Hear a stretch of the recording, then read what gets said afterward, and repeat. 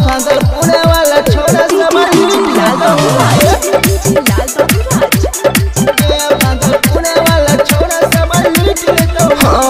लागो छही छोरी तू गजबे के माल गे मका मुंगेर में खेल तू ही बबाल गे डीजे वाला छोरा सब धुई के देतो गे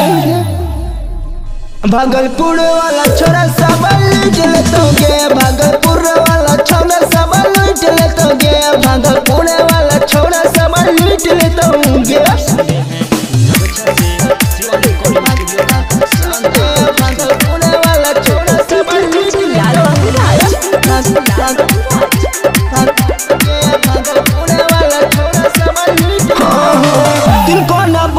पर चलतो गे साटा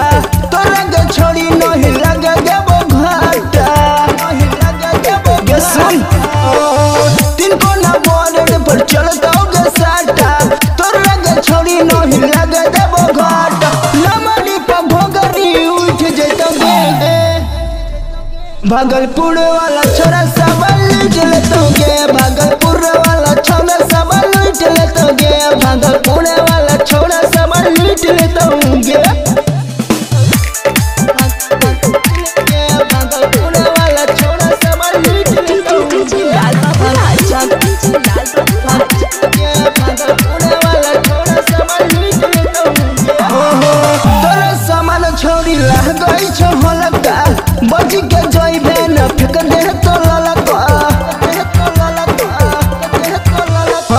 तोरा सामान छोड़ी लह गई छो हलका बच के जइबे न फेक दे तो ललका चादू यमी कसने के जेतोगे भागलपुर वाला छोरा सब लूट लेतो गे भागलपुर वाला छोरा सब लूट लेतो गे भागलपुर वाला छोरा सब लूट लेतो गे। अभी आप सुन रहे हैं नगछा से शिवानी रिकॉर्डिंग स्टूडियो का शानदार प्रस्तुत